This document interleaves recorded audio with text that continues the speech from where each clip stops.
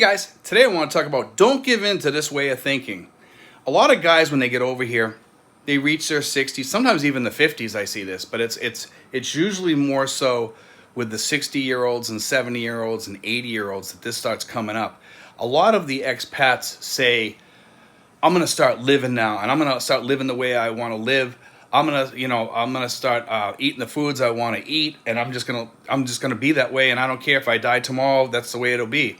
But what they're not taking into consideration is this: when we die, sometimes it's not like, okay, you just check out and that's it, and there's no suffering. A lot of times there's suffering involved, because when you have a stroke or a heart attack, sometimes you live, and a lot of these guys are almost considering like, well, I'm just gonna die. That's what happened to my parents. That's what happened to my uncle. That's what happened to people in my family. Most of the people in my family, when they died, they went like that. It was real quick, and some of them died in their sleep or whatever. And we don't all die the same, let's face it. I've seen a lot of people suffer, maybe Parkinson's disease. Like my dad had Parkinson's disease. It was an awful way to end the last years of your life. It could be dementia, it could be Alzheimer's, things like that. We don't know how we're gonna go.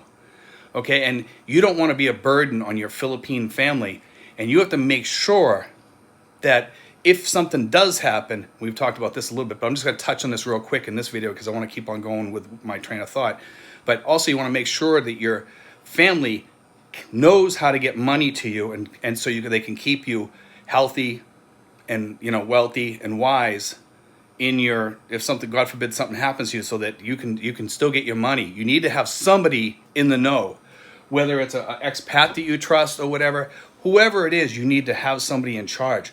I've touched on that many a times, but what I want to talk about is this: when we have that mentality of, well, I'm going to eat what I want to eat, I want to do this here, I'm going to eat, if I want to eat steak, if I want to eat fatty foods, I'm going to eat, if I want to eat ice cream, I'm 75 or I'm 68 or something, what do I care if I die tomorrow?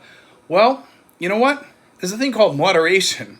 You can still eat that stuff, or you can find stuff that has lower sugar or lower fats or whatever, and you can still eat pretty well over here in the Philippines. Granted, it's harder over here to get some of those sugar-free things. You can get sugar-free Coke or Coke Zero, things like that. I'm not a big fan of that, to be honest with you, but I'm getting ready to switch over to Coke Zero, okay? I'm probably going to start drinking that more often. And I'll have a Coke with a sugar in it once in a while, but I'll have my Coke Zero with lemon in it and ice, so that it kind of takes away that diet flavor or whatever. There's ways to get around things, and I do like Coke with lemon in it, to be honest with you. I like lemon or lime in it, and I'm okay with either one, but I do like lemon in it preferably. But something?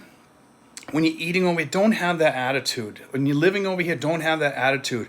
You do have a family over here that cares about you. And I see that a lot with people over here, because they figure, I'm alone or whatever. And a lot of these guys, they still have people that care about them around them over here, and nobody wants to see these people go. We just don't. And maybe some people do, there are people like that too. But the majority of people over here are good people. And I'd hate to see some of these people go. Take care of yourselves over here, guys. If you're supposed to be on metformin, take your metformin. When you're taking your metformin, make sure you take it regularly. Take your high blood pressure pills or what have you. Take care of stuff like that. There's all kinds of ways, and there's pills and herbs and stuff that can help you through some of this stuff. A lot of people I talk to this, I'll tell them, well, you can take a herb for that, or you can take medicine for that. They're like, nah, man, if I die tomorrow, what do I care? I don't care if I die tomorrow. Well, you know what? Over here, you should be caring.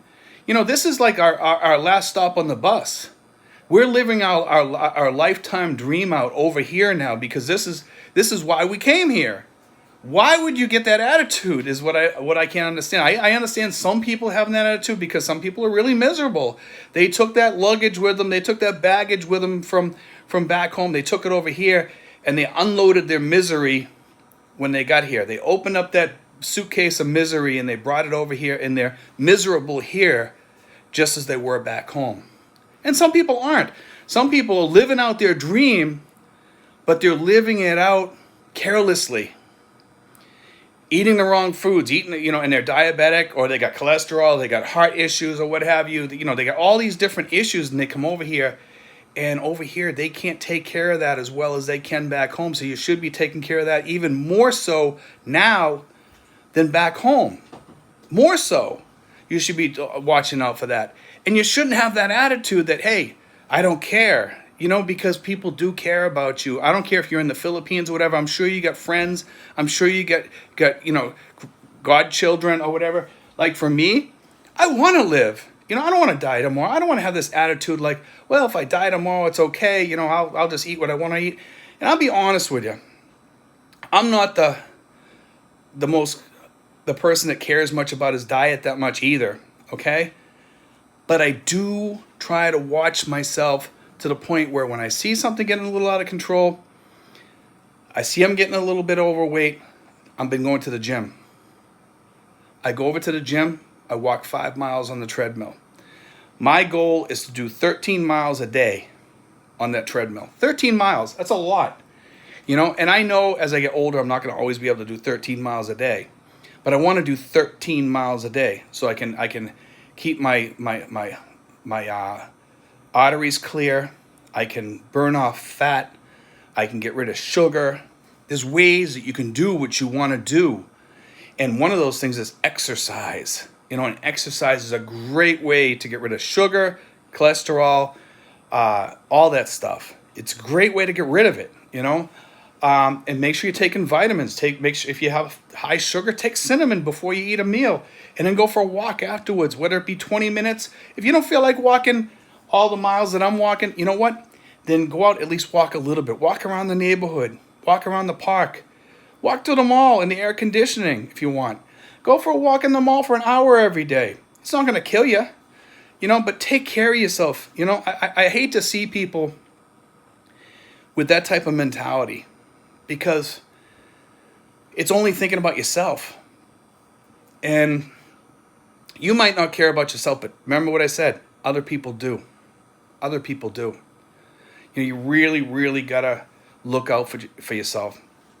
Every day I take my blood pressure pills. I hate to see my blood pressure go sky high. I hate it. When I go and I check my blood pressure and I see my blood pressure up, I want to get it down as quick as I can. I'm willing to do anything I can do.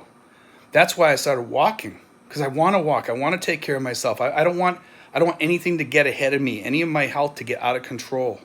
And that's the way you should be too. It doesn't take much. You can still eat almost all the foods you want. You might have to walk a lot more, You might have to go out and do some exercise, maybe do some yard work or whatever. Whatever you got to do. Maybe drink more water. It's simple. It's not hard. And you can still live that life that you want to live and still kind of say, you know what? I'm going to go out and have a steak tonight. You know why?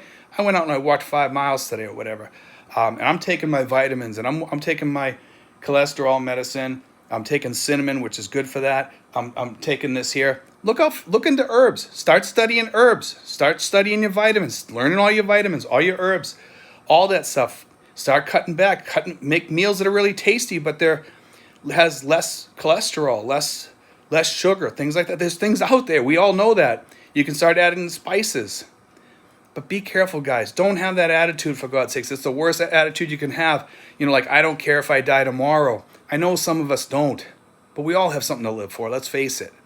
We all do. It's just a matter of changing gears up here. If you carry a lot of that baggage, there's still time to get rid of it. There's still time to get rid of that baggage. You know what I mean? Send it back on the plane, back to wherever you came from. Say, you know what? I'm not going to live with that crap anymore. Because I hear a lot of guys, and they come over here, and they got this attitude because of their family back there or whatever. They don't care because they say they got nothing. You got everything. Because you know what? You got you, and you got people over here that care for you. God bless, guys. Take care. I hope you enjoyed today's show. I really been wanting to talk about that for a while because I've been hearing that too much. So I want to put that out there. And this is going out towards some of my expats, but it's also going out towards you guys. Because I see some of my expats saying that, and it kind of bothers me. It hurts me, because I want everybody to be happy. I want everybody to be healthy. Take care, guys. God bless.